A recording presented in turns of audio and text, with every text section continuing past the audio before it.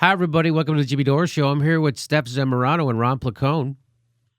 Hello. And miserable. so we are, Nomiki Konst did an interview with Keith Ellison. Now, if you don't know who Keith Ellison is, he was one of the few guys, few people, elected politicians who actually stood up and supported Bernie Sanders in the primary, which was a big deal. And so he did that. He showed guts. And I say thank you to Keith for doing that. Since then, he's done things like he's been, when he ran for the chair of the party, he didn't say no corporate money. He said, we'll take a vote on it. If you guys want to, I'm for it. And so stuff like that. And I understand he's inside the party. And so he needs those people to work with him as allies. Right? So he can't torpedo them. But you have to stand up to the party. You have to say what's wrong with the party and fix it. And if that means that you can't work with those people anymore, I don't know what to tell you. But the problem, well, let's listen to what they're talking about. Because Nomiki does, she's been doing some great interviews. She gets access to all these people. They like her. And so she interviewed Donna Brazil a little bit while ago. I'm going to talk about that. And here, I just heard just a little excerpt. They talked for about 40 minutes. And here's a little excerpt that they tweeted out. And she's talking about the divisions inside the Democratic Party right now, fighting back and forth. And here's her question. Within the Democratic Party, should we focus on identity politics, not even just identity, like guns, reproductive rights, are these purity tests? And to me, it seems like it's pitting communities against each other rather than talking about economics, which even Republicans want Medicare for all. My idea about this whole thing is that let's start from where we all agree. Mm-hmm. Okay, let's start from where we all agree. That we got to get money out of politics because that's the cause of all the problems. That's why we have we're spending $1 trillion a year on military that we don't have to, for with no enemy. That's why we have people going bankrupt when they get sick. That's why people are under mountains of debt. I saw a great tweet the other day. Why do people still think that college students are radicalized by their professors and not by their six-figure mountain of debt that they have when they get out of college? That's what radicalizes college students. So that's the problem, okay? And so now he's going to say let's decide what we can all agree on. What we should all agree on the left is that the problem is corporate money in our politics. That's the problem. Money in politics. And we need a shorter election season, but more importantly, we need public financing of elections. And that's the thing that we should be pushing because that's the root of all these problems. You're not going to solve climate change until you stop listening to the oil companies on government policy. You're not going to do that. You're not going to get workers' wages up unless you push back against Wall Street. So you got to get money out of politics. That is the problem. Let me just throw it to my panel. Steph's here and Ron's here. What do you agree with that? Yes, you got to get money out of politics. But that's got to be the thing when he goes, that's the thing we all agree on. And that's got to be the thing that you got to say we got to get to where we all agree on. But he doesn't say that. So what he says is this. This is the thing he thinks we all should agree on. You ought to be able to make a decent living. You ought to be able to make a decent living. And he says one more thing. Start from where else we agree. Everybody deserves respect. Okay, that second thing I don't understand. But that first thing where he says everybody should make a decent living, yeah, but do you know why everybody can't make a decent living? Like, that's what you agree on? I don't think anybody's going to go, no one should make a decent living. You're not saying anything. I'm sorry, go ahead. No, I'm saying I was going to say that. I was going to disagree.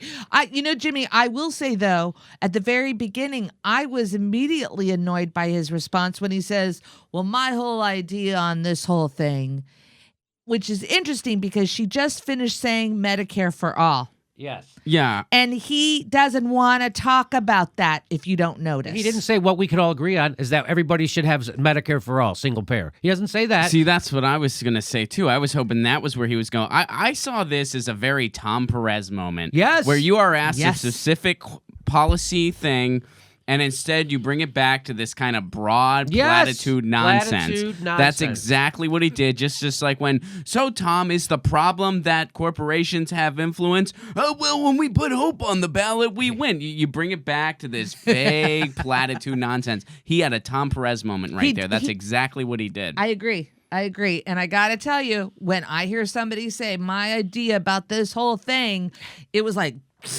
Okay. Well, if his idea about this whole thing was we got to get money out of politics and have public financing, I'd be on board with that idea about this whole thing. Mm-hmm. But his idea about this whole thing is, what can we agree on? That everyone deserves a living wage and respect. So let's listen one more time. Let's Respect just Within the doesn't feed my Democratic Party children. of Let's get a running should we start. focus on identity politics, not even just identity, like guns, reproductive rights, are these purity tests. And to me, it seems like it's pitting communities against each other rather than talking about economics, which even Republicans want Medicare for all.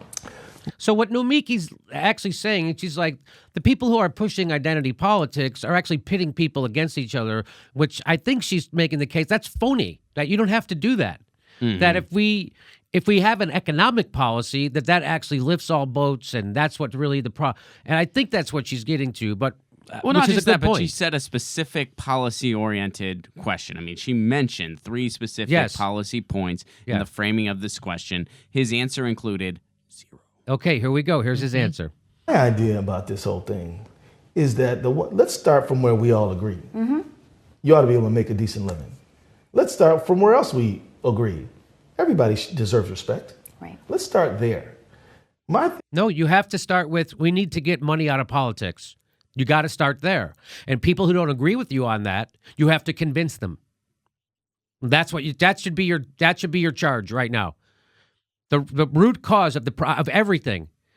You know, it's like if you got a bad liver and all you're doing is treating your liver spot on your skin. That's what he's recommending. Well, just keep covering up the blemish, but not get at the problem, because the problem is the liver.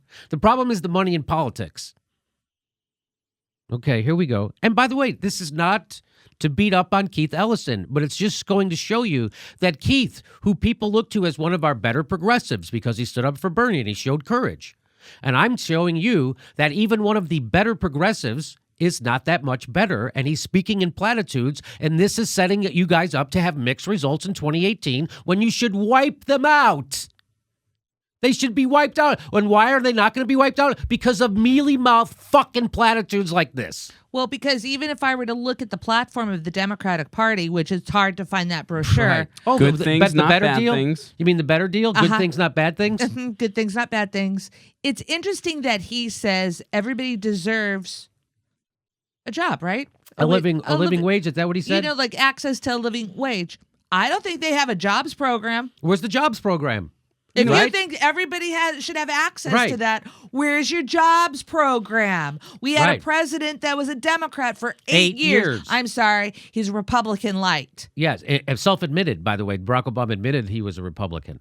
Yeah, and Democrats don't support living wages either. I know they love to beat around, and they're like, well, technically, like $15 an hour by like 40-ish. I don't know. Like, they don't actually support living wages. They don't actually support the fight for 15. So let's hear what else he has to say. So everybody deserves a living wage and respect. About, is that I don't really believe that people conceive of a choice between social issues, which includes like identity politics type stuff, versus economic. Because here's the thing. As a black woman of color, you're among the poorest people in the country. Mm-hmm. And the Democratic Party hasn't done dick for you. In fact, Bill Clinton and Hillary Clinton, who you wanted everybody to vote for, gutted welfare while exploding the prison population and repealing the New Deal banking legislation. And who did that hurt the most? Black and brown educated people. That's who got hurt the worst. Okay. So your problem is not you are being hit on the basis of your identity, mm-hmm.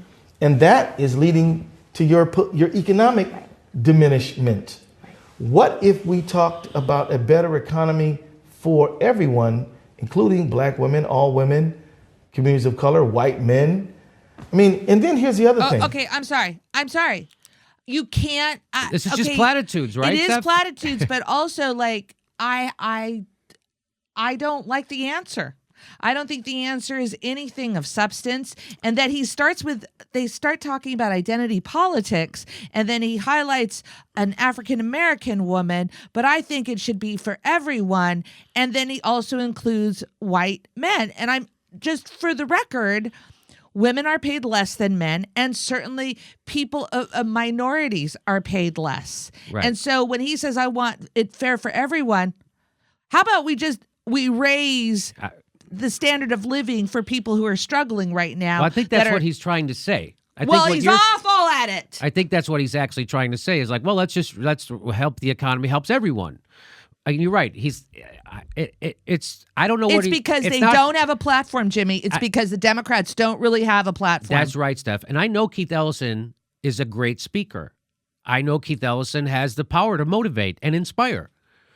And this is that. And I know he's not giving a speech; he's doing an interview. But this is your stump speech, right? And it sounds like nothing. It sounds like Tom Perez, exactly what Ron said. So there's a little bit more to this. Let's let it play out, and then we'll comment. You might think the opioid thing is more of a social issue.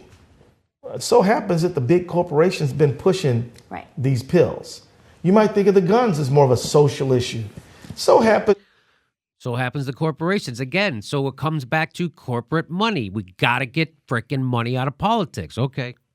That Glock and Smith & Wesson and all them are pushing the bump stocks and all this mess.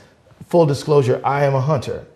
It's a family tradition, but I am more than happy. I don't own any handguns, but I'm more than happy to do a background check if I wanted one. Mm-hmm. This is not about taking your guns. Right. That's ridiculous. This is about, do you want people to commercially exploit fear so that people go buy a bunch of guns and solve every problem they have with guns, including disputes on the job, being pissed off about society, including Sarah Palin's family. And so, Seriously. But at the end of the day, they've connected, rural white identity with guns.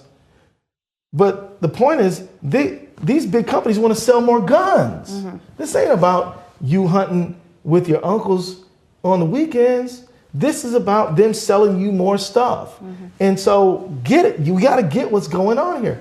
So much of people who suffer because of... I mean, you can say that about Obamacare.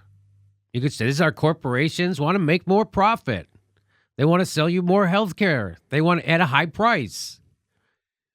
But he's not saying that. That's why we need single payer. She brought it up. He ignored it. So again, this is the Democrats without a real platform. With not. Remember, Chuck Schumer said we're going to have a bold. He said bold, with real action plans. Nothing. They have nothing. And again, this Keith Ellison, one of the better ones, but it's just this is not a winning message. Whatever you think, this is not. This is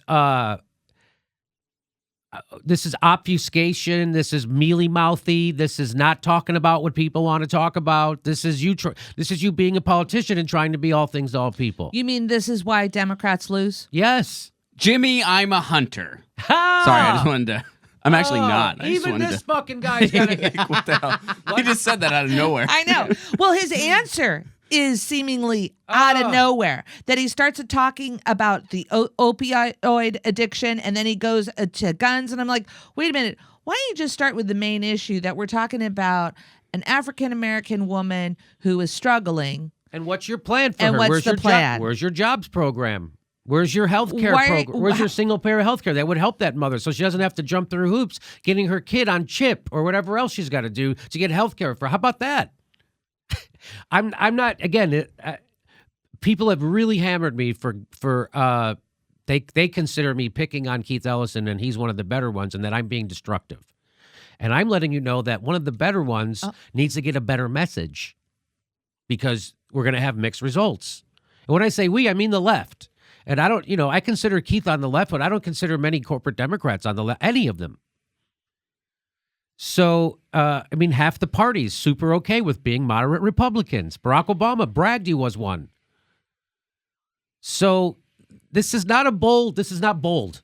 This is the opposite of bold. This is politics as usual. And this is the Democrats going, well, we're going to pick up a lot of seats in the midterms no matter what. And we're going to get rid of Trump in 2020 no matter what. And so this is like, I don't really have to be bold. I don't really have to do anything. I don't really have to propose single payer and push for it as hard as I can. I don't really have to propose public financing of elections, the actual root of the problem. I don't have to do that. Because we're going to have mixed results. We're going to take over some in the House and the Senate, and we're going to have a new president in 2020, and who gives a F? And that's what they're doing. Because if he didn't think that, he would be screaming at the top of his lungs and trying to make the case and trying to convince people that the biggest problem is money in politics, corporate money in politics, and that we got to get it out of there. And Bernie was right. And that the primary was rigged 100%. Someone cheated. And one of the biggest election frauds in the history of our country happened. And everybody's still pointing the finger at Bernie Sanders and his supporters. So this is not a winning message. I'm sorry, Steph, you wanted to say. Jimmy, I loved what you just said. I think the whole idea really has to be that I'm allowed to hold officials accountable for their policies or their lameness. And if I don't like the way he's articulating himself right now, Keith Ellison, that's okay. And if I'm holding the Democrats accountable, that's okay. They're losers. They lost. Nancy Pelosi is the biggest fundraiser, and she lost 1,000 seats. And they're going to keep her in that position so she can make money so she can lose, another 1,000 seats? So you know what, Jimmy, I don't care that people are slamming the show or slamming you about being too critical of the Democratic Party. They need to get this together. They need to get it together. And the fact of the matter is, we're saying that we want money out of politics so we don't have to deal with the same donor appointed politicians. The reason why he is so mealy-mouthed here is because of money in politics. Mm-hmm. The reason why he can't give you that straight answer that we all wanted is because of money in politics. Isn't that ironic? The big problem is money in politics, and he can't mention it. Or he's not. And let's see if there's any more to this. Identity because of racism, sexism, and all that stuff. It has a commercial origin. Even American racism. Okay, so he's talking about, in a roundabout way, capitalism perverting our political system. But he's not saying it like that. I think he has some okay themes that are buried underneath the verbiage he used. Like, if you're going to make the case that identity politics issues and economic issues scratch each other's backs, that's actually a good message. Mm-hmm. And you know who really needs to hear that message more than anyone else right now, though, is the establishment Democratic Party. Yes. They need to hear, you're for the most marginalized among us. That's great. We are too. But you know what that also means? That means you have to support living wages. That means you have to be against fracking. That means you have to, be against the endless war. Maybe support DACA? Mm-hmm. That all plays into it. These things are connected. You can't be for one and not the other, or you're not actually for that thing. That's what the establishment Democrats need to hear, and then you can take that message to a broader audience instead of trying to make some weird bridge to the Second Amendment, where most people support a common sense weapons policy anyway. Yeah. Well, I really have to go back to this whole thing because I think it's upside down thinking to criticize these officials is the healthiest thing we can do for the country. Yeah. Okay. I agree. Again, I don't want to be destructive in my criticism. I want to help people see the error of their ways. And this isn't a winning message. She asked you specifically. Anyway, it's not a winning message. Because you know what, Jimmy? He doesn't have it ready. He doesn't have his message ready to go. Because they don't have a fucking message. And that's the problem. And if he really wants to, you got to call it out. And you got to call out your donors. And they're not doing that. And again, they're just a bullshit party right now. And, you're part of a bullshit party that's destructive to them. The Democrats wouldn't even stand up for DACA. The Republicans will shut down. They shut down the government on a lark a couple of years ago over nothing. You remember that? I remember. They shut Ted down the Cruz. government on a fucking lark. Here's something that's actually real, DACA, and they wouldn't stand up for it. They wouldn't do that for that. Can you believe that? And then this is the best of the Democrats. Keith Ellison. This is the most lefty progressive. It just really leaves me wanting, right? And I know this is just a 2-minute and 30-second clip or whatever, 250. It's not the longest clip, so there's a 40-minute interview. And Jimmy, I think you're cherry picking and blah blah. I'm just telling you, this is the clip they tweeted out. I don't know what the point was there, except that, hey, Keith Ellison is mealy-mouthed too and doesn't really speak to the issues people want to have spoken to.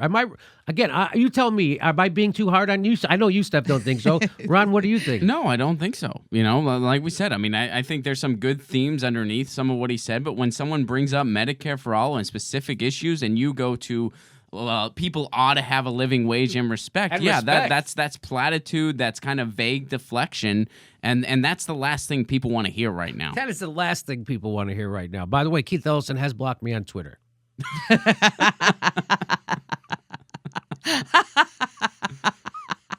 Please make sure you're subscribed. Become a patron. We give you extra bonus content on our live show. Next one is February 16th in Burbank, California. Links right there. Thanks for your support.